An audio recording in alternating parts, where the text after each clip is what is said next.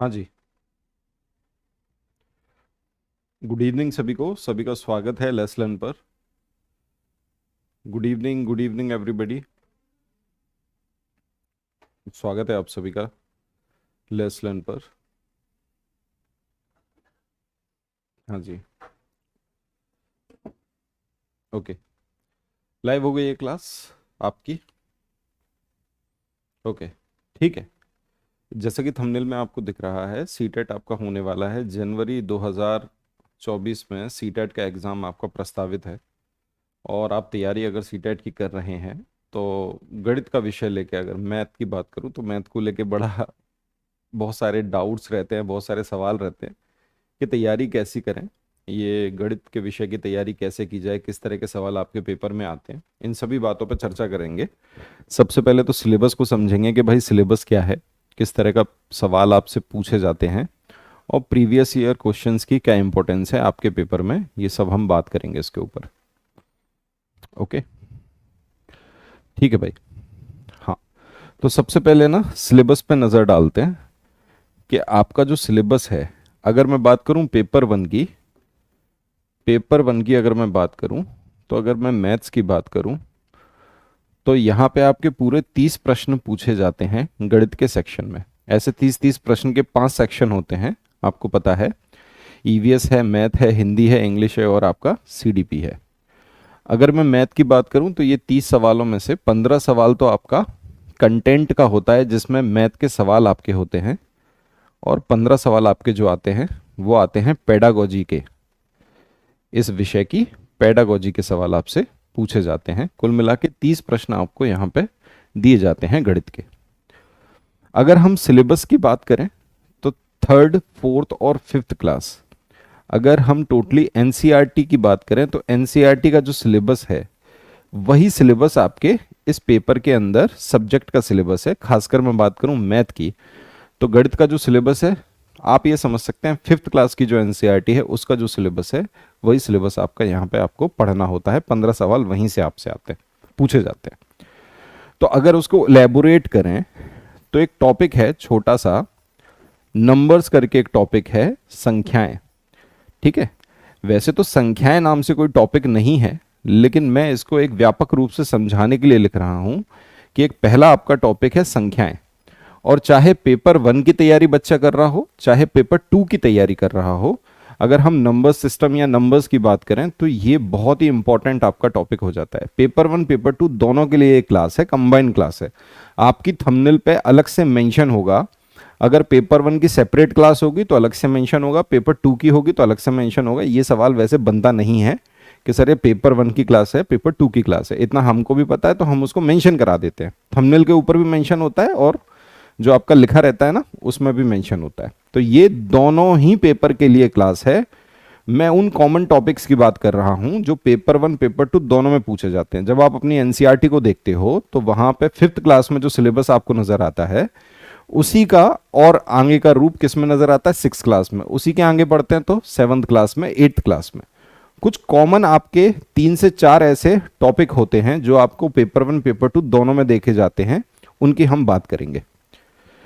तो संख्याओं को अगर आप पढ़ोगे तो इस संख्याओं के अंदर आपको काफी कुछ पढ़ना होता है। जैसे आप सबसे पहले ये समझते हो कि भाई संख्या है क्या, तो उसके लिए सबसे पहले आप प्लेस वैल्यू और फेस वैल्यू को पढ़ते हो। यहां से आपके पेपर में एक प्रश्न बन सकता है। आपके पिछले पेपर में यहां पे प्रश्न पूछा गया है। अगर आप देखोगे पिछले 2 बार से आपका ऑनलाइन पेपर हो रहा था, उसमें बहुत सारे सेट आ रहे थे, लेकिन लास्ट बार से सीटेट आपका ऑफलाइन हो गया है। क्लियर है। तो प्लेस वैल्यू फेस वैल्यू ये आपको पढ़ना है। उसके बाद आपको पढ़ना है formation of number. Formation of number, संख्याओं को बनाना, संख्याओं को कैसे बनाएं। प्लेस का मतलब है स्थानीय मान, अंकीय मान। उसके बाद नोइंग योर नंबर, अपने अंकों को कैसे पहचाने। नोइंग योर नंबर, संख्याओं को कैसे पहचाना जाए। Operation of number, operation of number का मतलब हो गया प्लस माइनस मल्टीप्लाई और डिवाइड। तो ऑपरेशन ऑफ नंबर्स यहाँ पे आप पढ़ने वाले हो। और एक यहाँ पे पढ़ने वाले हो टाइप्स ऑफ नंबर, मतलब क्लासिफिकेशन ऑफ नंबर। क्लासिफिकेशन जिसको हिंदी में अपन वर्गीकरण कहते हैं। तो इसके अंदर अपन इतनी सारी बातों को पढ़ते हैं और यहाँ से आपके लगभग 2 से 3 प्रश्न तो पेपर में देखने को मिलते हैं। अगर हम पेपर 1 की बात करें या पेपर 2 की बात करें, पेपर 2 के सिलेबस को भी हम समझेंगे। यहाँ पे अपन पढ़ते हैं फ्रैक्शन, भिन्न, जिसको भिन्न कहते हैं, और ये दोनों ही पेपरों में आते हैं। ये वो टॉपिक हैं जो दोनों ही पेपरों में आपके आ रहे होते हैं। जैसे मैंने ऑपरेशन ऑफ नंबर लिखा, इस ऑपरेशन ऑफ नंबर में सब आ गया, प्लस करना, माइनस करना, मल्टीप्लाई करना, डिवाइड करना, ये ऑपरेशन ऑफ नंबर हो गया। अगर इसके आगे अपन बढ़े तो एक होता है आपका मल्टीपल एंड फैक्टर। ये वो टॉपिक हैं जो आपके पेपर में पूछे जाते हैं। मल्टीपल मतलब गुणज, फैक्टर मतलब गुणनखंड, और इसी का आगे का रूप देखेंगे तो वही आपका एलसीएम एचसीएफ कहलाता है। और एलसीएम एचसीएफ के नाम से आपके पेपर 2 में सवाल आने होते हैं। वही सवाल यहां है, उसका बस थोड़ा सा ऊपर रूप बढ़ा दिया जाए तो वो पेपर 2 में आ जाता है। इसके बाद आपको पढ़ना होता है मीन, मोड, मीडियन।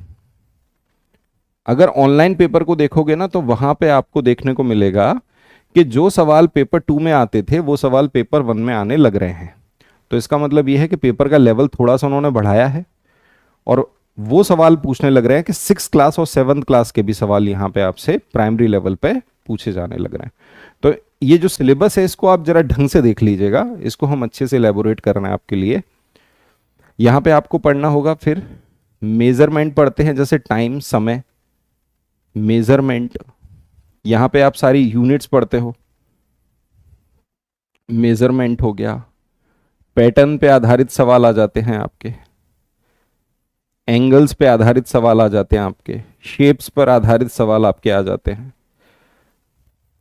मनी मतलब एक कैलकुलेटिव सवाल आ जाता है, एक लिस्ट आपको दे दी जाती है कि भाई मिर्ची इतने रुपए किलो, आलू इतने रुपए किलो, टमाटर इतने रुपए किलो, आपके पास कुछ रुपए हैं, वो आपने इतनी इतनी मात्रा में खरीदा, तो बताओ कितने रुपए वापस हुए, कितना क्या हुआ। जो एनसीईआरटी का बेसिक सा मुद्रा करके एक टॉपिक है, वहीं से आपके इस यहाँ पे सवाल आने लग जाते हैं।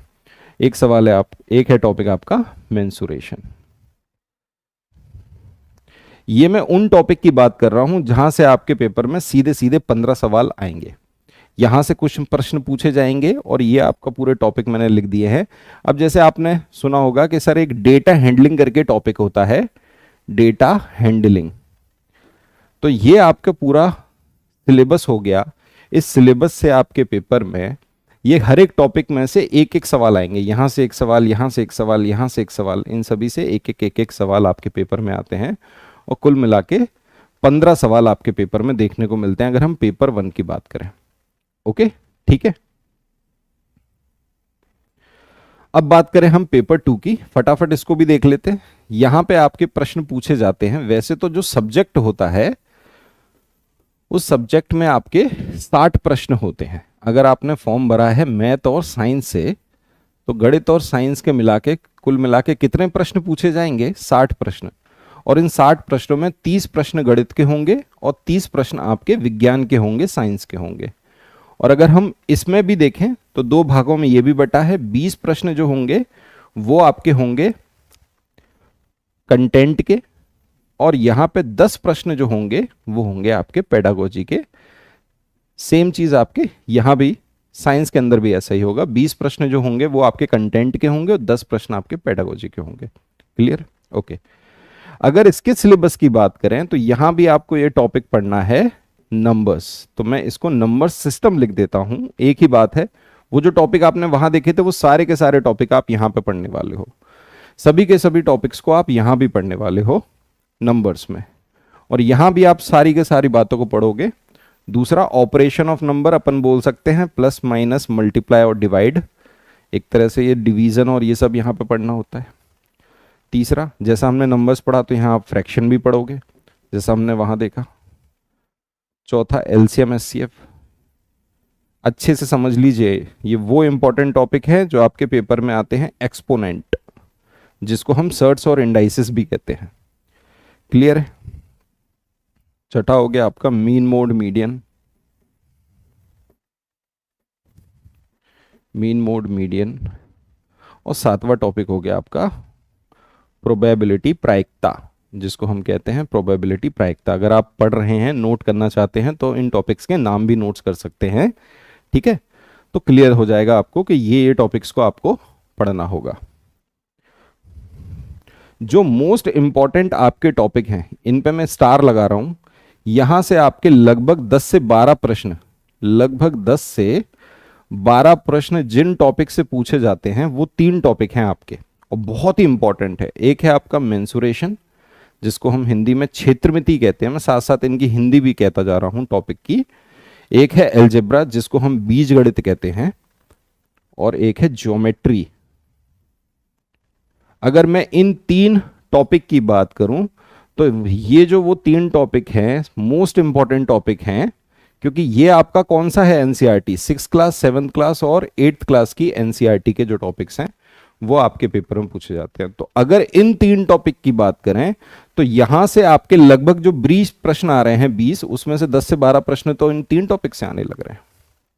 इसके अलावा आपका अंक गणित आता है जिसको हम बोलते हैं, तो वहां पे आपको 4 से 5 टॉपिक को पढ़ना होगा। एक हो गया आपका परसेंटेज, आप ये पढ़ोगे, परसेंटेज पढ़ोगे। दूसरा आप पढ़ोगे प्रॉफिट एंड लॉस। अब प्रॉफिट एंड लॉस के अंदर आप डिस्काउंट पढ़ लेते हो, ठीक है, बट्टा जिसको कहते हैं ना। तीसरा सिंपल इंटरेस्ट, चौथा कंपाउंड इंटरेस्ट जिसको हम चक्रवृद्धि ब्याज, साधारण ब्याज, और 5वां आपका टॉपिक है रेशियो एंड प्रोपोर्शन। इसके अलावा आपको कोई टॉपिक पढ़ने की जरूरत नहीं है। ऑनलाइन पेपर में बेसिक प्रोपोर्शन के भी सवाल आए थे जो कि आपको केवल ऑनलाइन वाले पेपर में देखने को मिले थे, उसके पहले नहीं देखने को मिले थे। क्लियर है भाई? तो ये हमने क्या किया, ये हमने आपको सिलेबस बता दिया है। ये पेपर 2 का सिलेबस है, ये पेपर 1 का सिलेबस है। अब पेपर 1 में एक जो प्रश्न है वो एक प्रश्न आपका कहां से आ जाता है, एक तरह से मैं उसको रीजनिंग के टॉपिक बोल सकता हूं कि पेपर 1 में एक रीजनिंग का सवाल आ जाता है और वो किसी भी टॉपिक से आ सकता है। जैसे वो सीरीज पे आ सकता है, नंबर सीरीज, अल्फाबेटिक सीरीज, वो क्लॉक पे सवाल आ सकता है, वो कैलेंडर पे सवाल आ सकता है, ठीक है, कोडिंग डिकोडिंग पे आ सकता है। आप अगर प्रीवियस ईयर को देखोगे तो वहां आपको देखने को मिलेंगे ये टॉपिक। क्लियर है? रैंकिंग पे सवाल आ सकता है। 2019 का पेपर देखोगे तो वहां पे आपको रैंकिंग का सवाल देखने को मिलेगा। एक सवाल आएगा, मात्र एक क्वेश्चन, ठीक है, जो कि रीजनिंग जैसा होगा। ओके, तो हम कॉमन टॉपिक से स्टार्ट करेंगे। मैं कुछ सवाल प्रीवियस ईयर आपको दूंगा, उन सवालों को आप देखोगे। बड़े ही सिंपल से सवाल हैं, आप बहुत जल्दी इन सवालों को सॉल्व कर लोगे। ओके, ये हमारा बैच है, ऑलरेडी रनिंग बैच है, सीटेट का ऑलरेडी चल रहा है जिन बच्चों ने ज्वाइन किया है, ठीक है। इंपॉर्टेंट बैच होता है ये, हर साल की तरह ये बड़ा ही इंपॉर्टेंट बैच है। इस बैच के अंदर फीचर्स क्या होते हैं कि आप कितनी बार भी क्लासेस देख सकते हो। लाइव क्लासेस होंगी, वो रिकॉर्डेड फॉर्म में हो जाती हैं, 1 साल की वैलिडिटी होती है, आप उनको बहुत बार देख भी सकते हो। फीस आपके सामने थी 999 एक पेपर की, दूसरा लोगे उसकी भी 999, कॉम्बो लोगे तो 1299, ये इसकी फीस है। टीचर्स आपको नजर आ रहे हैं, सेपरेट सेपरेट आपके बैचेस हैं। यहां पर क्या होता है, यहां पर आपको जो इंपॉर्टेंट है वो है आपको क्लास, जो क्लास नोट्स आपको दिए जाते हैं। जैसे बोर्ड है, इस बोर्ड की पीएनजी फॉर्म में आपको ये क्लास नोट्स मिलते हैं, पहला। दूसरा, आपको प्रैक्टिस सेट दिए जाते हैं, तो जिससे आप अपने प्रैक्टिस कर सकते हैं। तीसरा, जो सवाल आपके पेपर में आ सकते हैं, एक्सपेक्टेड क्वेश्चंस के आपको सेट दिए जाते हैं। चौथा, ऑल प्रीवियस ईयर क्वेश्चन 2011 से लेके 2013 तक सभी के सभी प्रीवियस ईयर क्वेश्चंस की आपको क्या मिलती है, 2023 तक इसकी ई बुक मिलती है। आपको कहीं से लेने की जरूरत नहीं है, आपके बैच के अंदर आपको मिल जाती है। पांचवा, एनसीईआरटी की नोट्स, एनसीईआरटी के आपको की नोट्स मिलते हैं। और छठा, मॉक टेस्ट, आपको यहां पे मॉक टेस्ट उपलब्ध कराए जाएंगे। इसके अलावा और बहुत सारे फीचर्स या बहुत सारे आपको यहां पे नोट्स या मटेरियल उपलब्ध कराया जाता है। जब आप इस बैच को ज्वाइन करते हो तो उसके अंदर बहुत सारा मटेरियल होता है जिसके माध्यम से आप अपनी तैयारी को कर सकते हो। अब बढ़ते हैं अपन आगे, अपने सवालों को शुरू करते हैं। एक बड़ा ही सिंपल सा सवाल देता हूं मैं, अब देखते हैं आप में से कितना बालक इस सवाल को सॉल्व कर पाएगा। एक बड़ा ही सिंपल सा क्वेश्चन है, इन सवालों में वेरिएबल वाले ये क्वेश्चन है। A2 multiply 7A is equal to 6396, then the value of A is, the value of A is. ठीक है, अब देखो कितना सिंपल सा सवाल है, इस सवाल को देखना जरा। देखिए, ऐसा सवाल अगर आप देखेंगे तो पेपर 1 पेपर 2 दोनों में देखने मिलेगा। पहले पेपर 2 में आता था, फिर उसके बाद ये ऑनलाइन में पेपर 1 में भी आ गए, ऐसे छोटे छोटे से सवाल। अब यहां पे मुझे क्या है, ये जो ए है वो एक डिजिट है, यहां पे एक अंक होगा। ये जो ए है ना, यहां पे एक अंक है। अब हमें पता करना है ये अंक कौन सा है। इसकी हिंदी समझ में आ रही है? यदि a2 into 7a is equal to ये दिया है तो a का मान क्या है। 4 ऑप्शन में आपको देता हूं। पहला ऑप्शन है 2, दूसरा ऑप्शन है 4, तीसरा ऑप्शन है 6 और चौथा ऑप्शन है 8। ये लीजिए, 2 4 6 8, बताइए, बोलिए।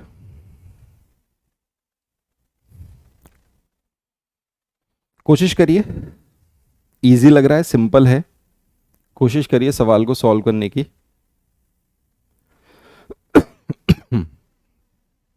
8 आंसर आएगा।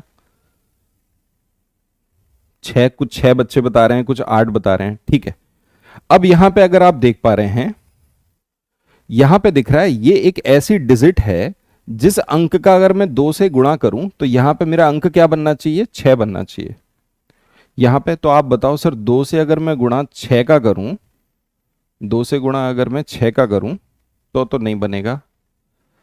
8 का कर सकते हैं, 8 दूनी 16, इसका मतलब यूनिट डिजिट हमें क्या मिल जाएगी, 6 मिल जाएगी। क्लियर है? और एक 3 हो सकता है, 2 तिया 6, तो यहां पे 3 भी आ सकता है। ऑप्शन में 3 नहीं है, ऑप्शन में तो 8 है वैसे। अगर ऑप्शन में 3 होता भी, अगर ऑप्शन में 3 होता भी तो हम उसको भी चेक कर लेते। आंसर क्या है इसका, 8 है। इसका मतलब यहां पे आपको क्या रखना होगा, 8 रखना होगा। 82 इंटू 78, जब आप इन दोनों का मल्टीप्लाई करोगे तो आपकी वैल्यू आएगी 6396। बहुत ही सिंपल सा सवाल था, सवाल में कुछ था भी नहीं, और ये आपके सीटेट का ही सवाल है, अभी आए हुए प्रश्न है, हर एक सेट का प्रश्न है। ठीक है भाई, आ रहा है समझ में? लो एक प्रश्न और लिखो फिर इसी बात पे।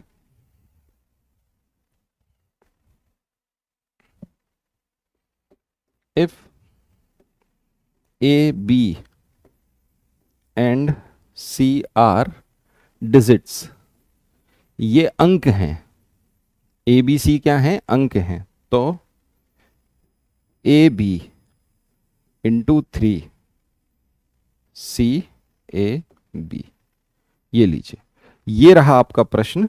आपसे पूछा गया then the value of A and C are, तो बताओ ए और सी की वैल्यू क्या होगी। अगर मैं यहां पे आपको ऑप्शन दे दूंगा तो आपके लिए इन सवालों को सॉल्व करना आसान हो जाएगा। ठीक है, एक बच्चा कह रहा है ये पेपर 2, बेटा ये सवाल पेपर 2 में ही पूछा गया है। आप लोग प्रीवियस ईयर नहीं देखते, सबसे गजब बात यह है कि आपने प्रीवियस ईयर देखा ही नहीं है। काश आप प्रीवियस ईयर देख लेते। अगर आप प्रीवियस ईयर देखते तो उससे पहला प्रश्न, ये जो प्रश्न है ये पेपर 1 पेपर 2 दोनों में पूछे गए हैं और ये सभी के सभी प्रीवियस ईयर हैं। तो आप जब कहते हैं तो उस बात को आप ये समझा करिए कि आपने पेपर देखा ही नहीं है। देखा नहीं है तो पता कैसे चलेगा कि ये सवाल किस में पूछा गया है। अगर हर प्रश्न के आगे मैं लिख दूं कि ये इस वर्ष में पूछा गया है तो आप मान जाओगे, है ना। 4 ऑप्शन है आपके, ए बराबर 2, सी बराबर 1, दूसरा ऑप्शन है ए बराबर 3, सी बराबर 1, तीसरा ऑप्शन है ए बराबर 4, सी बराबर 1, और चौथा ऑप्शन है ए बराबर 5 और सी बराबर 1। ये लीजिए, ए बी सी और डी, ये 4 ऑप्शन है आपके सामने। इनमें मुझे आंसर बताइए, क्या आंसर होगा, बोलिए। क्लियर है? बताइए भाई।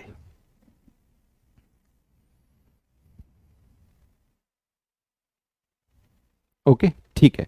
जब ये 4 ऑप्शन आपके सामने हैं, हिंदी बहुत ही सिंपल है सवाल की, हर एक बच्चे को समझ में आ रही होगी इसकी हिंदी। यदि ए बी सी अंक हैं तो ये एक सवाल है, तो ए और सी का मान बताइए, ये आपके सामने ऑप्शन। आपको पता है यहां पर बी और ये ए बी सी क्या है, वेरिएबल हैं, इनकी जगह कोई अंक होगा। अगर 3 से मैं गुणा करूं यहां पर एक अंक का, तो वही अंक यहां आना चाहिए। अगर मान लीजिए मैं 3 से गुणा कर दूं 0 का, तो मेरा क्या आएगा? 0 ही आएगा। और एक और है, अगर मैं 3 से गुणा कर दूं 5 का, तो भी मेरा क्या आएगा? 5 आएगा। हमको चेक करना होगा, हमको देखना होगा। ऑप्शन हमारे सामने है, ऑप्शन हमारे सामने है। Very good, D option is a correct. Option number D आपके सवाल का सही उत्तर है। कितने बच्चों का डी आया? ठीक है। सीटेट क्या होता है? परीक्षा होती है, एक परीक्षा होती है। सीटेट पेपर कब होगा? जनवरी में होगा। सबका उत्तर डी आ रहा है? जी हाँ, गुड इवनिंग, गुड इवनिंग सभी को। Option number D. देखिए, इसका मतलब आप बिना बात के डर रहे हैं, आपको गणित भी आता है और आप गणित के सवालों को भी सॉल्व कर सकते हैं। यही आपके पेपर का सवाल है, ये आपके पेपर का सवाल है। इसका मतलब पेपर का सवाल तो आप सॉल्व ही कर पा रहे हो, आप तो 100% सवालों को सॉल्व कर दोगे।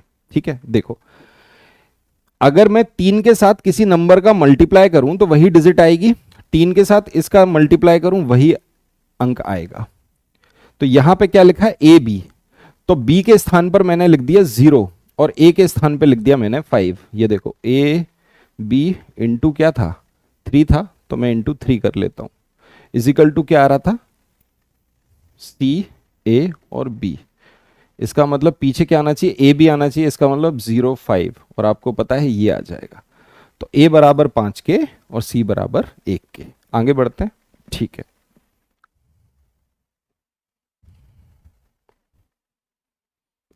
लिखिए अगला सवाल। If A B and C are digits, ये क्या है? अंक हैं। एंड 3ab प्लस ab1, और ये आपको दे रखा है C18। चलिए, और आपसे पूछा गया then the value of C। ये भी आपके प्रीवियस ईयर क्वेश्चन है। Then the value of C is, 4 option आपके, पहला 6, दूसरा ऑप्शन 7, तीसरा ऑप्शन 8 और चौथा ऑप्शन यहां पे 9। बताइए, सिंपल सा सवाल है, करके बताइए, सॉल्व करिए।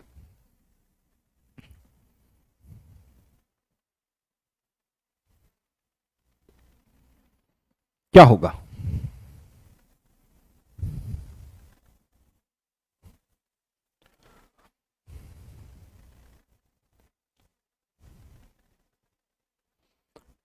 बताइए, अब इस सवाल का उत्तर बताइए। ये आपके सामने 4 ऑप्शन है। जैसा कि ये आपको प्रश्न दिख रहा है, यहां पे आपको जोड़ना है। क्या लिखा है? 3ab और ab1,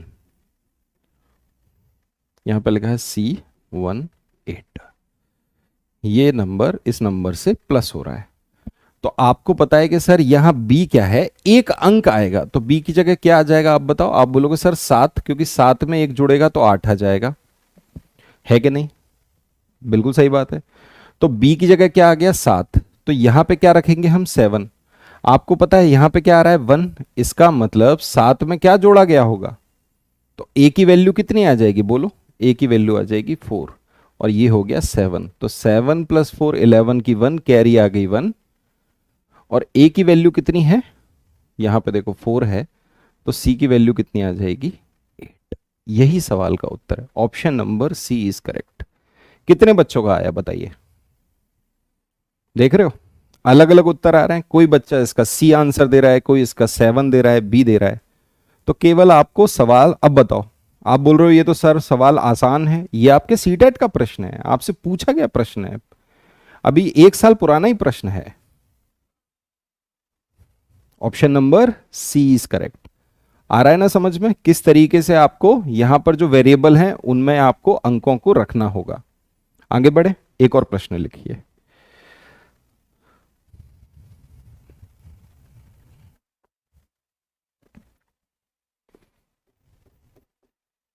इफ ए एंड, ये थोड़ा सा आसान है, आर डिजिट्स।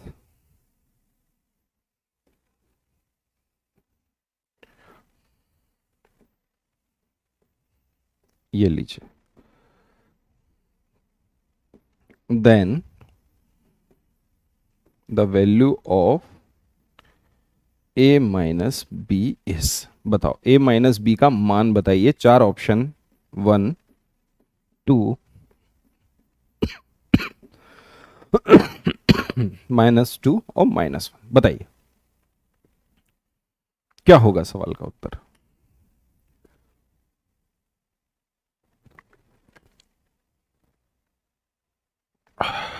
बोलिए,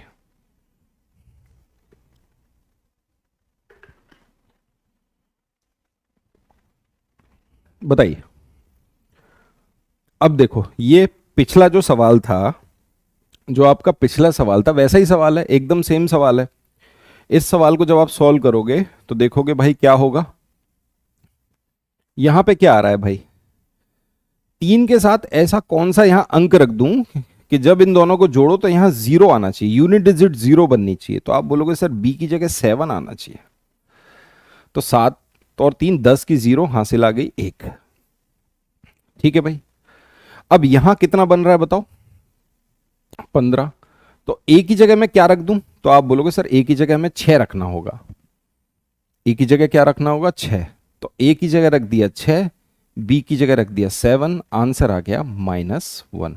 option number D is correct. Option number कौन सा है, डी सही है। क्लियर है, चलो बहुत ही बढ़िया। सॉरी, लिखिए एक और प्रश्न। If A and B are digits and A B A multiply 5 is equal to 4 4 b 0, then the value of a and b are, बताइए। पहला option a is equal to 4, b is equal to 2। दूसरा option a is equal to 2, b is equal to 4। तीसरा option a is equal to 9 और b is equal to 8। और चौथा option है a is equal to 8 और b is equal to 9। करके कोशिश करिए, इस सवाल को सॉल्व करने की कोशिश करिए, देखिए क्या आंसर आएगा, बताइए। आपके सामने ये रहा प्रश्न। इस प्रश्न को हम देख रहे हैं, यहां पे वेरिएबल हैं a और b जो कि अंक हैं। यही लिखा है सवाल में, यदि a और b अंक हैं और ए बी ए गुणा 5 बराबर 4 4 b 0 है, तो मुझे b का, a और b का क्या बताना है, मान बताना है। a और b का मान क्या होगा, 4 ऑप्शन आपके सामने है। ये प्रश्न आपका पिछले साल का ही प्रश्न है, मतलब पिछले जो आपके ऑनलाइन पेपर हुए हैं उनका प्रश्न है। ठीक है भाई, इसी तरीके से आज तो चलो मैं सवाल लिख रहा हूं, वैसे मैं प्रॉपर एक पीडीएफ ले आऊंगा, उस पीडीएफ के थ्रू हम सवालों को सॉल्व करेंगे। ठीक है भाई, प्रैक्टिस करिए, कोशिश करिए देखो सवाल करने की। आप लोगों को ना एक बात समझ में आना चाहिए, अगर मैं सीटेट की बात करूं वो बात अलग है, जो बच्चा पहले से मोटिवेट है उसको हम मोटिवेट नहीं कर सकते, लेकिन अगर आप इस वर्ष का सीटेट का रिजल्ट देखेंगे तो उस रिजल्ट में आपने को देखने को मिलेगा कि पेपर 2 में या पेपर 1 में दोनों की मिला के मुश्किल से 3 लाख बच्चा सिलेक्ट हुआ है। 3 लाख बच्चा, जो कि हर वर्ष 6 या 6.5 लाख बच्चा उत्तीर्ण हो जाता था, इस पेपर को क्लियर कर लेता था। लगभग इतना बच्चा इस पेपर को क्लियर करता था, लेकिन पिछले वर्ष आप देखोगे तो 3 लाख बच्चा सिलेक्ट हुआ। इसका मतलब 50% का डिक्लाइन है, 50% नीचे गिर गया। और आपको मैं बता दूं कि जब ऑनलाइन पेपर हुए थे ना तो ज्यादा टफ पेपर थे, ऑनलाइन में ज्यादा टफ पूछा जा रहा था। और पिछली बार का जो पेपर अभी आया है वो तो बिल्कुल एकदम रद्दड़ पेपर है, जैसा 2019 का है वैसा ही पेपर है। ऑनलाइन में तो ज्यादा अच्छे सवाल थे। तो यहां देख रहे हो 50% बच्चे फेल हो गए ज्यादा। क्यों? इसलिए क्योंकि पढ़ाई नहीं करी और पढ़ने में मन भी नहीं लग रहा है। अब क्यों नहीं लग रहा है उसको क्या बताएं, लेकिन आपको सामने रिजल्ट यही है, और इस बार और भी कम हो जाएगा। तो इसका मतलब आपको बेटा प्रैक्टिस करनी होगी और ढंग से प्रैक्टिस करनी होगी। ये सवाल कुछ भी नहीं है। मैथ को पढ़ते वक्त एक बोरियत सी आती है, आप कहते हो सर मैथ बड़ा ही बोर है। अब ये है आपके सामने। अब 5 के साथ किसका मल्टीप्लाई करो कि जीरो हो जाए। आप बोलोगे सर 5 के साथ हम जीरो भी रख सकते हैं और हम 2 भी रख सकते हैं। सीधी बात है। 5 के साथ हम जीरो भी रख सकते हैं, 2 भी रख सकते हैं, 4 भी रख सकते हैं, 6 भी रख सकते हैं, 8 भी रख सकते हैं।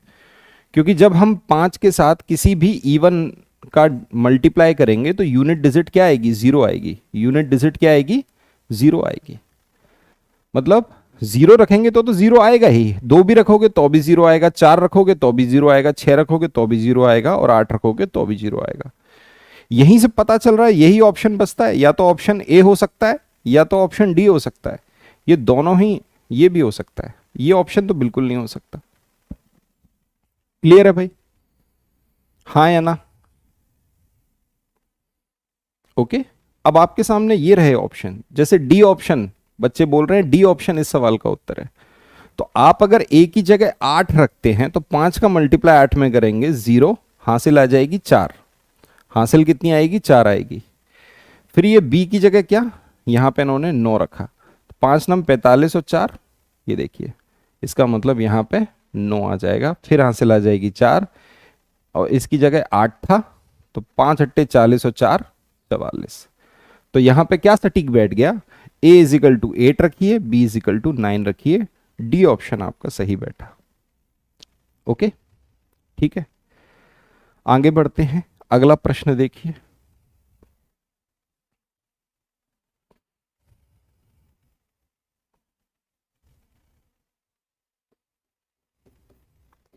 If A, B and C are digits and, ये आपको सवाल दिया गया, ए बी, ये शायद मैं पूछ चुका हूं, ये तो मैं पूछ लिया है। चलो इसको लिखिए, 5an plus 2b8 plus 3c7 is equal to 1114। बताइए। अब ये सवाल देखो, ये सवाल कितना पेचीदा है, थोड़ा सा बस चेंज करेंगे। Then the maximum value of B is, then the maximum value of B is, B का मुझे सबसे अधिक मान बताना है, वेयर, जहां A B and C are integers. अब मुझे कोई बच्चा इस सवाल को करके बता दे, बताओ, इस सवाल को करके बताओ। ये है बढ़िया सवाल। देखिए, आप इस सवाल को देखोगे तो यहां पे क्या लिखा है, बी का अधिकतम मान क्या है जहां ए, बी और सी पूर्णांक हैं। बताइए। अब इस सवाल को देखिए, कितना बच्चा इस सवाल को सॉल्व कर सकता है, देखते हैं। अब आप इस सवाल को देख पा रहे हैं, यहां पे आपको करना क्या है, आप देख पा रहे हैं सर 5a 9 2b 8 और 3c7, अगर हम इनको जोड़ दें तो आपका क्या बन रहा है, 1 1 1 और 4। बताइए। अब इस सवाल में कोई ऑप्शन नहीं दे रहा हूं मैं, बिना ऑप्शन के बताइए। अब देखो, मैं ऑप्शन बच्चों से ही ले लेता हूं। एक ऑप्शन है 3, एक ऑप्शन है 5, एक ऑप्शन है 7 और एक ऑप्शन है 9। ये लो, ये सारे ऑप्शन आप बता रहे हो। अब देखते हैं भाई इस सवाल में क्या सवाल का उत्तर आएगा। अब जैसे ही आप ये इनको जोड़ोगे, जैसे 8 और 7 15, 15 और 9 कितना होगा? 24, 24 का 4 हासिल आ गई कितनी? 2, है कि नहीं? हाँ या ना बताओ भाई। ठीक है भाई। अब जैसे ये देखो, ये नंबर आपको दिख रहा है। अब जैसे ये लिखे हुए हैं 5 और 2 7 और 3 10, इसका मतलब क्या होगा भाई? ये तो 10 है, इस पे एक हासिल आनी चाहिए, तब जाके ये पूरा जोड़ने से 11 आएगा। तो मैं कह सकता हूं कि यहां पे जो 1 रख के फिर एक हासिल आई होगी 11। तो इस पूरे को अगर मैं जोड़ दूं, 2 + a + b + c is equal to क्या हो रहा होगा? 11। तो इन तीनों का सम कितना हो रहा होगा? इन तीनों का सम मिला के हो रहा होगा 9। तो इसका मतलब a + b + c कितना हो रहा होगा? 9 के बराबर। यहां मुझे ए बी सी की वैल्यू नहीं बतानी, ठीक है? मुझे क्या पूछा गया है? मुझे maximum value of B, B की मैक्सिमम वैल्यू क्या होनी चाहिए? जब इन तीनों का सम 9 के बराबर है और ये इंटीजर हैं, तो मैं सी को मान लेता हूं 0, ए को मान लेता हूं 0, तो बी की मैक्सिमम वैल्यू कितनी हो जाएगी? 9। इस सवाल का सही उत्तर क्या है? 9 है। इस सवाल का सही उत्तर क्या है? 9 है। क्लियर है? एग्जामिनर आपको कैसे परेशान कर सकता है, या एग्जामिनर आपको किस तरीके से पूछ सकता है? अगर मान लीजिए यहां पे इंटीजर की जगह लिखा होता नेचुरल नंबर, अगर A B C natural number है, मतलब प्राकृतिक संख्याएं हैं, मान लीजिए ये लिखा होता कि ए बी सी क्या है? प्राकृतिक संख्याएं हैं। अगर इसी सवाल में क्या लिख दे एग्जामिनर? ये लिख दे कि भाई ए बी सी क्या है? प्राकृतिक संख्याएं हैं, तो फिर इस सवाल का उत्तर क्या होता? तो इस सवाल का उत्तर होता कि बी की मैक्सिमम वैल्यू तब क्या आती? 7 आती। क्यों? क्योंकि 0 एक होल नंबर है, 0 नेचुरल नंबर नहीं है। आ रही है बात समझ में? अगर ए बी सी प्राकृतिक संख्याएं हैं ऐसा लिख देता, तो फिर आप क्या करते भाई? ए और सी की वैल्यू को 0 नहीं रख सकते थे। ए और सी की वैल्यू को 0 नहीं रखते, फिर हम सबसे स्मॉल वैल्यू 1 1 रखते, और बी की मैक्सिमम वैल्यू तब आती 7। तो सवाल में लिखा क्या है ये आपको समझना होगा। ठीक है भाई? अब ये सवाल इतने आसान है, जिन सवालों में आप मिस्टेक कर रहे हो, ऐसे कैसे चलेगा मित्र? लिखो। चलो मैं हिंदी में लिखता हूं इस बार सवाल। यदि 3 3 4 मल्टीप्लाई 5 4 5 मल्टीप्लाई 7 और p, यहां 7p लिखा है, संख्या 3340 से विभाजित है, मान लीजिए इससे विभाजित है, तो p का न्यूनतम मान ज्ञात करें। ये लीजिए। अब देखते हैं आप में से कितना बालक इस सवाल को सॉल्व कर पाएगा। ये रहा आपके सामने सवाल। इस सवाल को आप देखिए। इफ, इसको इंग्लिश में लिखूं या आप समझ पा रहे हैं इस सवाल को? ठीक है, बताइए। तो ऐसे प्रश्न आपके पेपर में पूछे जा सकते हैं, क्योंकि ऐसे प्रश्न आपके पेपर में पूछे गए हैं। क्या होगा? डन है भाई? We don't know Hindi? ठीक है भाई। If 3 3 4 into 5 4 5 into 7p is divided by 3340, then the minimum value of p is।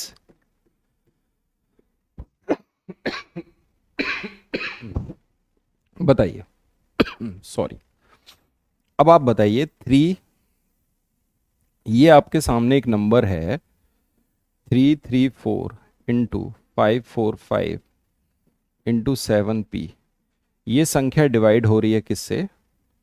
3340 से। ये संख्या किससे डिवाइड हो रही है? 3340 से। आपको पता है कि सर ये तो सीधे सीधे ये वाली संख्या इसको कट कर देगी, यहां कितना आ जाएगा? 10।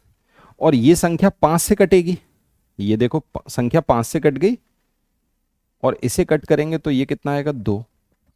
आपको पता है 2 से तो ये संख्या नहीं कट सकती।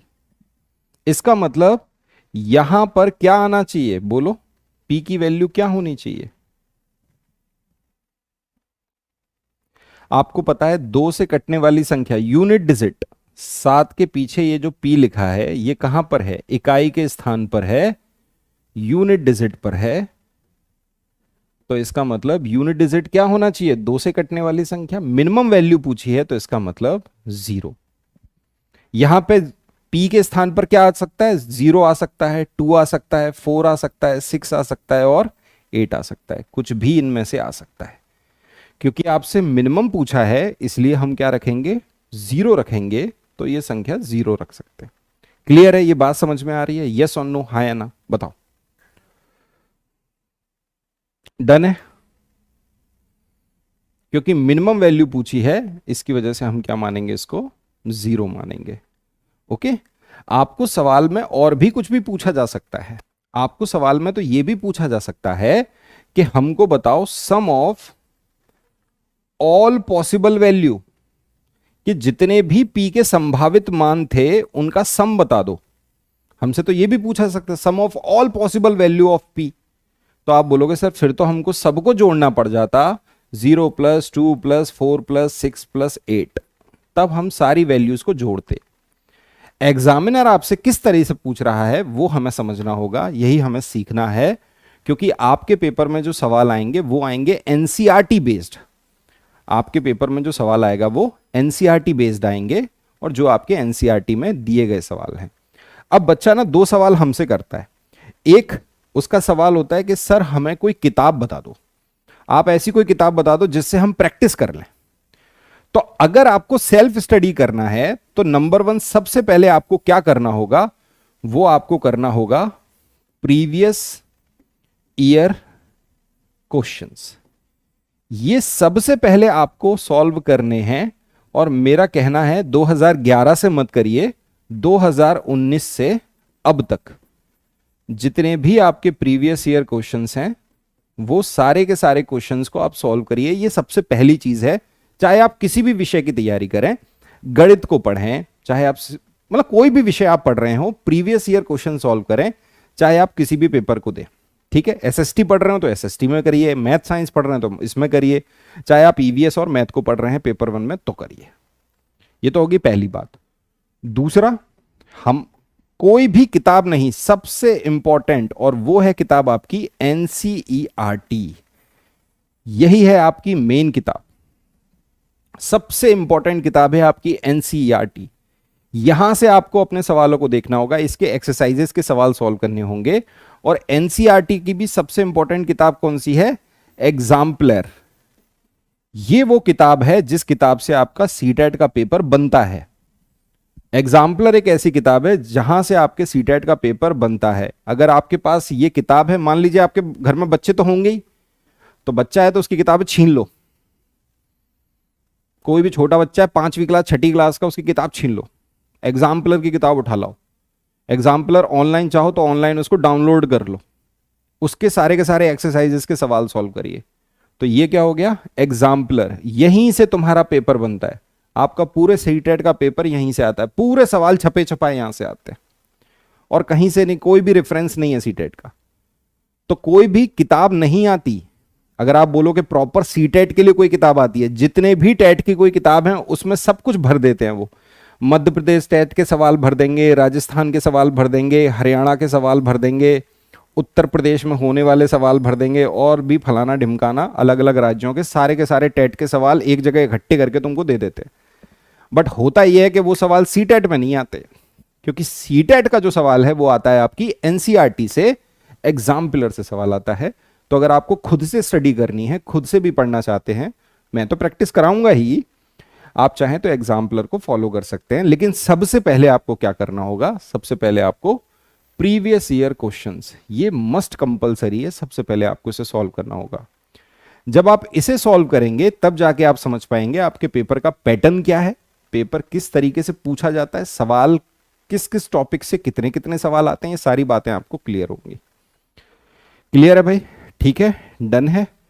तो अगर आप करना चाहें तो बिल्कुल ऐसे कर लीजिए। जैसा कि मैंने आपसे कहा, कुछ मैंने आपको सवाल बताए अभी जहां पर आपको वेरिएबल में डिजिट्स को रख के उसको फाइंड करना था कि वो डिजिट्स क्या होंगी। ये जो आपका टॉपिक है जो कि आपके 5th क्लास और 6th क्लास 7th क्लास में आपको देखने को मिलता है, और वो ये टॉपिक है संख्याएं, नंबर्स। अगर हम बात करें इसकी संख्याओं की, तो भाई नंबर्स क्या है, सबसे पहले तो फॉर्मेशन ऑफ नंबर की बात आती है कि भाई किसी संख्या को बनाया कैसे जाए, कोई संख्या बनती कैसे है, किसी संख्या को लिखते कैसे हैं, किसी संख्या को पढ़ते कहते हैं। तो सबसे पहले पढ़ना नहीं हमने सीखा था, सबसे पहले हमने लिखना सीखा था कि संख्या को लिखें कैसे।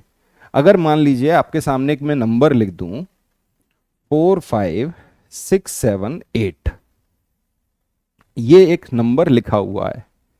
अगर आप इसका उच्चारण करेंगे, इसको पढ़ेंगे, तो पढ़ने के लिए हमने बचपन से सीखा है, और वो क्या था हमारा हिंदू अरेबिक न्यूमरेशन सिस्टम, जिसको हमने संख्यांकन प्रणाली कहते हैं। और वो हमें बताती है इकाई, दहाई, सैकड़ा, हजार, 10,000, वंस, टेंस, 100,000, 10,000। तो हम इसको पढ़ेंगे कैसे, 45,678, या हिंदी में कैसे पढ़ेंगे 45,678। तो बात तो ये कि ये जो नंबर है, इस नंबर को बनाया कैसे गया होगा, इस नंबर को बनाया गया होगा यहां पर इस नंबर के जो अंक हैं उनके मानों पर, उनकी वैल्यू पर। और वैल्यू दो तरह की होती हैं, एक होती है प्लेस वैल्यू और एक होती है फेस वैल्यू। फेस वैल्यू मतलब अंकित मान या अंकीय मान, और एक होता है स्थानीय मान। इन दोनों पे आधारित है। बच्चा कह रहा है एग्जाम्पलर क्या है, किताब का नाम है।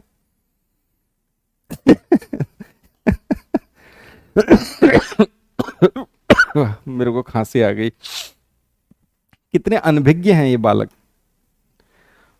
अच्छा, आपने ओलंपियाड सुना है, ओलंपियाड? ओलंपियाड भी नहीं सुना? अरे भगवान, आजकल के बच्चे, अपने जरा अपने घर के बच्चों से पूछो, वो बता देंगे ओलंपियाड क्या होता है। बच्चे तो ओलंपियाड की तैयारी कर रहे हैं, और कहां से करते हैं, एग्जाम्पलर से। वहीं से आते हैं भाई सवाल, वहीं से बनते हैं, पूरा पेपर ही वहीं से बनता है। अगर आपको पढ़ना है तो आप पढ़ सकते हो। कुछ भी नहीं पता, ओलंपियाड ही नहीं पता। अच्छा है बेटा, तुमने पहले तैयारी, पहले 11 12th कर ली। आजकल के बच्चों को देखो, कितने स्कूल में एनटीएससी के पेपर दे रहे हैं, बोर्ड एग्जाम छोड़ो, उसके अलावा अलग से ओलंपियाड दे रहे हैं। गजब हाल है। कैसे बनोगे तुम टीचर, और टीचर बन के क्या करोगे? A+B का whole square, A² + B² + bracket square + 2AB, ये एक्स्ट्रा 2AB कहां से आया बताओ? ऐसे कैसे चलेगा? मास्टर लोग तो होशियार होते हैं, आप लोगों को सभी को मास्टर बनना है, सरकारी टीचर बनना है। सीटेट तो आपके लिए एक सीढ़ी है। इस सीटेट के एग्जाम को जब आप पास करेंगे तब जाके आप किसी अपनी भर्ती परीक्षाओं में बैठ सकेंगे, चाहे वो केंद्र की हो चाहे वो राज्य स्तरीय हो। तो भाई पढ़ना तो पड़ेगा ना अच्छे से, है ना। जैसा कि ये देखा हमने कि यहां पर अंक आपको दिए गए हैं, इन अंकों के हम अंकीय मान को अगर बोलेंगे तो अंकीय मान तो वही का वही रहेगा। अगर मैं बोलूं 8 का अंकीय मान क्या है तो आप बोलोगे 8। 7 का क्या है 7, 6 का 6, 5 का 5, 4 का 4। अंकीय मान तो वही का वही रहता है। लेकिन हम स्थानीय मान की अगर बात करें तो भाई इनके स्थानीय मान क्या होंगे। 8 का स्थानीय मान क्या होगा, तो आप बोलोगे सर 8 कहां पर है, वंस पर है तो 80। 7 का क्या है, 7 दहाई पर है 70। 6 कहां पर है, सैकड़े पे 600। 5 का क्या होगा 5,000, और 4 का क्या होगा 40,000। आ रही है बात समझ में? यहां पर इनकी प्लेस वैल्यू के आधार पर, इनके प्लेस वैल्यू की वजह से हम इस संख्या का निर्माण कर पा रहे हैं। जब ये संख्या आपके सामने लिखी जा रही है तो इसको लिखोगे कैसे? इसको ऐसे ही लिखोगे 40,000 प्लस 5,000 प्लस 6,600 प्लस 70 प्लस 8, तब जाके आप बोल पाओगे ये संख्या है कि नहीं? लेकिन वहीं अगर मान लीजिए हम इसमें एक दशमलव लगा दें, हम यहां 6 के बाद एक दशमलव लगा दें और 7 और 8 कर दें, अब अगर मैं स्थानीय मान आपसे पूछूं कि मुझे स्थानीय मान आप बता दीजिए, तो जो दशमलव के पहले जो अंक आ रहा है यहां से इकाई शुरू होगी। आप बोलोगे 6 का स्थानीय मान 6 है, 5 का स्थानीय मान 50 है, 4 का स्थानीय मान 400 है। क्या ये बात समझ आ रही है आपको? और वहीं दशमलव के बाद वाला आप देख रहे हैं तो 7 का स्थानीय मान 7/10, 8 का स्थानीय मान 8/100। इन दोनों में डिफरेंस समझ में आया? आप बोलोगे सर ये तो बड़ा ही सिंपल सा लग रहा है, इसमें तो कुछ है ही नहीं, कुछ भी नहीं है इसमें तो सर, कुछ भी नहीं है, ऐसे ऐसे उड़ा देंगे सर इन सवालों को अगर ये सवाल हमारे सामने आ जाए तो। जैसा कि मैंने आपसे कहा कि ये जो संख्या है 456.78, इस संख्या का ये क्या है? एक तरह से एक बंद रूप है, क्लोज्ड फॉर्म है। अगर मैं इसको ओपन करके लिखूं तो वो ऐसे लिखना होगा 400 प्लस 50 प्लस 6 प्लस 7/10 और प्लस 8/100। आ रही है समझ में बात? क्लियर है भाई? ये दोनों बातें समझ में आ गई? यस और नो, हाँ या ना?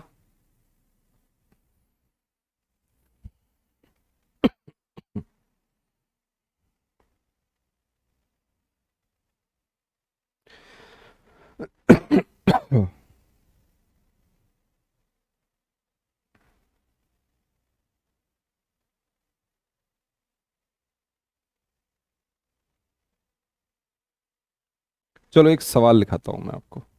मैंने लिख दिया find the sum of place value of 7 are there in, और एक संख्या मैंने लिख दी 657,372। ये आपके सामने एक संख्या है, इस संख्या को देखिए। इस संख्या में क्या लिखा है? 6573272। संख्या में 7 के स्थानीय मानों का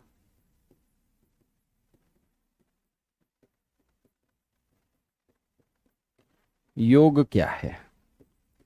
अब बताइए, इस सवाल को देखिए। अब ये सवाल आपके सीटेट का सवाल है। अब बच्चा बोले सर ये तो बड़ा ही आसान सवाल है। ये सवाल आपके सीटेट का सवाल है। कितना सिंपल सवाल है, जब आपके सामने एक नंबर दिया है 657,372, तो अगर इस 7 को देखेंगे ये कहां पर है? इकाई, दहाई, सैकड़ा, हजार, 10,000, लाख, वंस, टेंस, 100,000, 10,000, लाख। तो ये 7 कहां पर है? दहाई पर। इसका मतलब 70। इसकी वैल्यू क्या हो गई? 70। और अगर मैं इसकी वैल्यू पूछूं कि भाई इसकी वैल्यू क्या होगी, तो आप बोलोगे 7,000। दोनों का सम क्या हुआ? 7,070। बिल्कुल सही उत्तर है आप लोगों का। इसका सम कितना आएगा? ये आएगा 7,070 इज आंसर। क्लियर? लेकिन अगर यहां पर डिफरेंस पूछ लिया जाता कि अंतर बताओ 7 के स्थानीय मानों का, तो फिर आप यहां पे अंतर निकालते, इसमें से 70 को माइनस कर देते, तो आंसर आता 6930। तो आपका आंसर क्या आ जाता? 6930, अगर आपसे डिफरेंस पूछा जाता तो। बेहद आसान लग रहा है, कुछ भी नहीं है इसमें तो। बताओ, आप बोलोगे सर ये तो कुछ भी नहीं है, ये तो बहुत आसान है। सही बात है, आसान तो है। लिखो तो फिर इसी बात पे, फाइंड द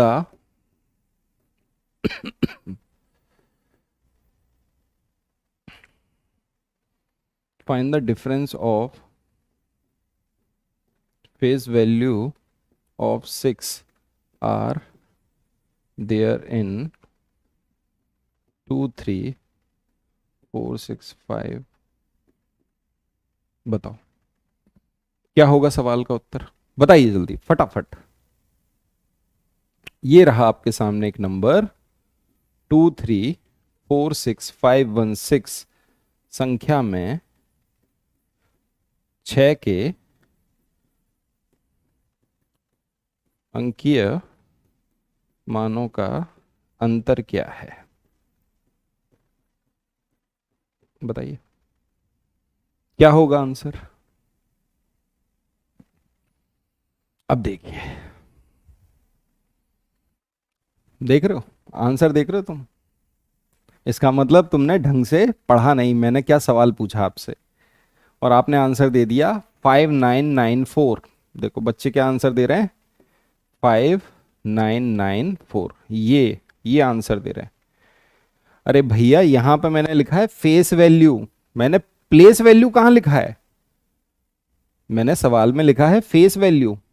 इसका मतलब ये जो आपका नंबर है 2346516, यहां पे 6 की प्लेस वैल्यू 6, इस 6 की भी 6, फेस वैल्यू तो वही की वही रहेगी ना, वही नंबर रहे, वही अंक रहेगा, दोनों का डिफरेंस तो 0 आएगा। अब बताओ कर गए मिस्टेक, ठीक है। इसका मतलब बच्चा कह रहा था आसान है, आसान है, कुछ भी नहीं है। जो चीज ज्यादा आसान दिखती है ना उस चीज में ज्यादा मिस्टेक होती है। इसका मतलब तभी तो सीटेट के सवालों को आप गलती कर देते हो। ऐसा नहीं है कि आप कर नहीं पा रहे हो उन्हें सॉल्व, आप गलती कर रहे हो क्योंकि पढ़ ढंग से नहीं रहे हो। फेस वैल्यू तो हमेशा वही रहेगी, तो 0 आंसर आना चाहिए, फिर आपका उत्तर क्यों अलग आ रहा है। इसका मतलब आप सवाल को ढंग से नहीं पढ़ रहे हो, है ना। अगर यहां प्लेस वैल्यू बोल दिया जाता कि भाई मुझे प्लेस वैल्यू का डिफरेंस निकालो, तो फिर आप बोलते कि हाँ भैया प्लेस वैल्यू का डिफरेंस 6000 में से 6 माइनस होते, तो आपका ठीक था। ओके ठीक है, चलो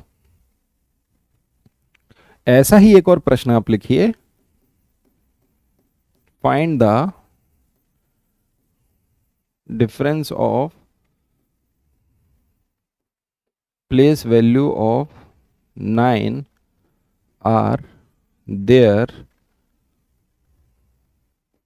78390.192। बताइए क्या होगा आपके सवाल का उत्तर। ये रहा आपके सामने सवाल 78390.192 संख्या में 9 के स्थानीय मानों का अंतर क्या है। अब ये करके बताओ क्या आंसर आएगा। अब इस सवाल को अच्छे से पढ़िए, यहां पे हमने दशमलव लगाया है, यहां पे हमने दशमलव लगाया है, वो जरूर देखिएगा। लिखा हुआ है 7 8, ये 3 है। अच्छा हिंदी में शायद हमने नंबर 78390, ठीक है 78390.192 ये है। तो ये देखिए दशमलव से पहले इकाई दहाई, तो 9 का प्लेस वैल्यू क्या होगी 90, और इस 9 की प्लेस वैल्यू क्या होगी 9/100। इसको अपन लिख सकते हैं 0.09, बिल्कुल ऐसे लिख सकते हैं। तो क्या करना होगा, इस नंबर में से इस नंबर को माइनस करना होगा। तो 90 दशमलव है तो 0.00 माइनस 0.09, ये आपके सवाल का आंसर है।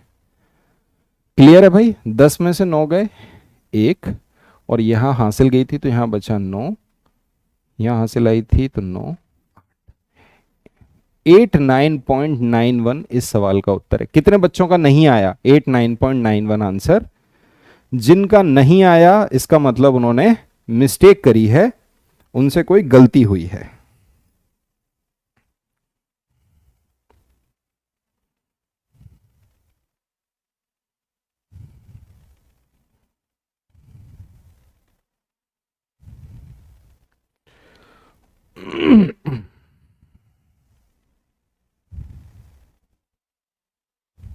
ठीक है, आ रहा है समझ में? ठीक है, लिखिए एक सवाल। If 27.125 is equal to 20 plus 7 plus a/10 plus b/100 plus c/1000, then the value of a plus b plus c/2। बताइए भाई। A option 4, B option 6, C option 7 और डी ऑप्शन 10। ये आपके एनसीईआरटी का सवाल है, जो सवाल मैंने आपसे पूछा है। आइए सवाल को बताइए, क्या होगा इस सवाल का आंसर। जैसा कि मैंने आपसे कहा कि भाई ये जो नंबर है, इस नंबर को इस तरीके से लिख सकते हैं, बिल्कुल लिख सकते हैं। ये जो एक नंबर है यहां पे दशमलव लगा है, अलग अलग क्या कर दिया भाई, प्लेस वैल्यू कर दी। 2 की प्लेस वैल्यू, 7 की प्लेस वैल्यू, 1 की प्लेस वैल्यू, 2 की प्लेस वैल्यू, 5 की प्लेस वैल्यू। तो इसका मतलब जब हम इस संख्या को इस तरीके से लिख सकते हैं तो क्या आंसर होगा। आप बोलोगे सर 27.125 कैसे लिखोगे, 20 प्लस 7 प्लस 1/10 प्लस 2/100 और प्लस 5/1000। इसका मतलब 5 सी के बराबर, 2 बी के बराबर और 1 ए के बराबर। इनकी वैल्यू पुट कर दीजिए। 1 प्लस 2 प्लस 5/2, 8/2, आंसर आ गया 4। Option number A is correct. हर एक बच्चा कर पा रहा है इस सवाल को सॉल्व, सभी बच्चों पे सॉल्व हो रहा है। ठीक है, ऐसा ही एक प्रश्न और लिख लीजिए।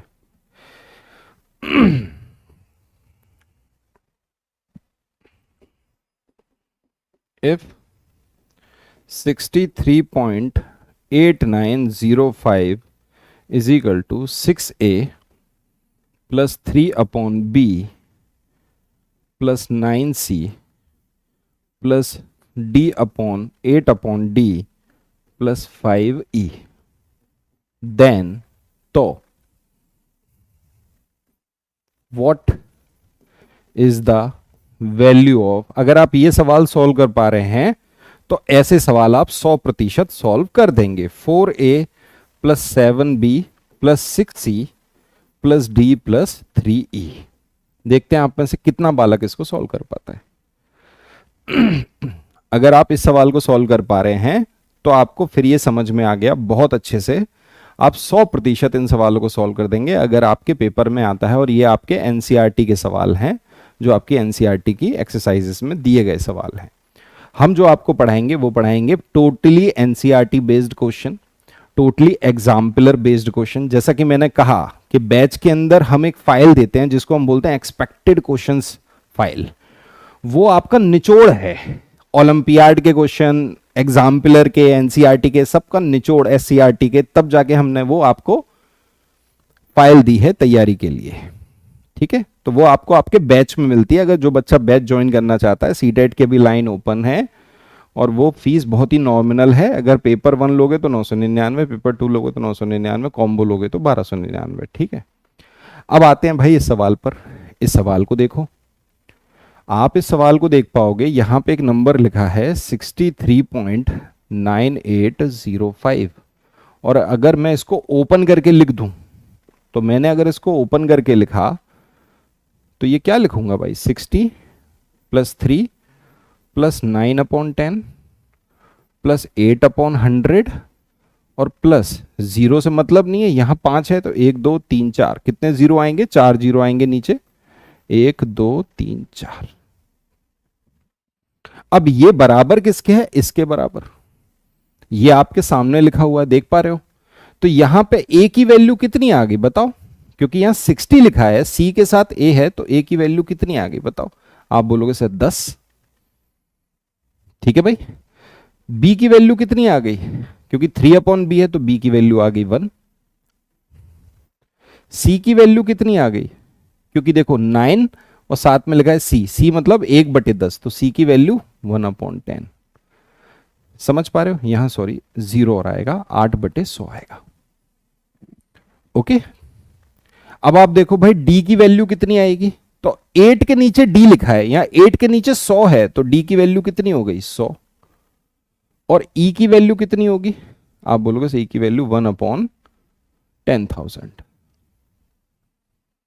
अब यहां पर जो सेम वैल्यू है ए बी सी डी ई की, उस वैल्यू को पुट कर देंगे इसके अंदर, तो देखो ये कितना हो जाएगा, 4a plus 7b plus 6c plus D plus 3e।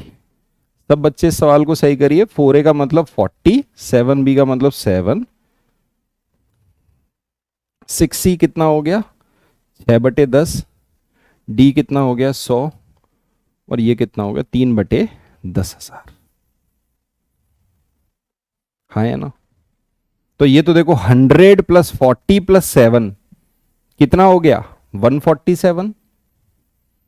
अब ये देखो नीचे जीरो है, इसका मतलब दशमलव के बाद क्या आएगा 6, और इसके नीचे कितने जीरो हैं 1 2 3 4, इसका मतलब पॉइंट के बाद 1 2 3 और कितना है, ये आपके सवाल का उत्तर है।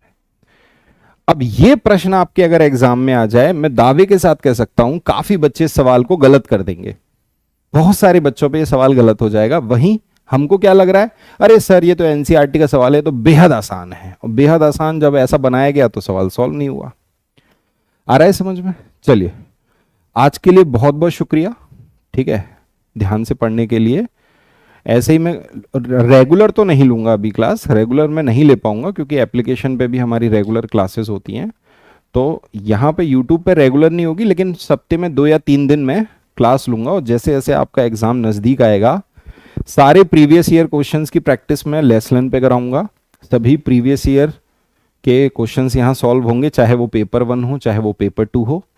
पेपर 1 की अगर अलग से क्लास होगी, उसको हम सेपरेट लिखते हैं, थंबनेल के ऊपर मेंशन कर देंगे ये पेपर 1 की है या पेपर 2 की है। वैसे ये कंबाइन क्लास रहेगी क्योंकि कंबाइंड टॉपिक्स हैं ये आपके, तो हम कंबाइंड टॉपिक्स की क्लासेस को इसी तरीके से लेके चलेंगे, ठीक है। तो कोशिश करूंगा कि सप्ते में 2 से 3 सेशन में आपको दूं। ओके, बहुत बहुत शुक्रिया आज की क्लास के लिए, धन्यवाद, थैंक यू सो मच। मिलेंगे फिर अगली क्लास में। शुभ रात्रि, थैंक यू।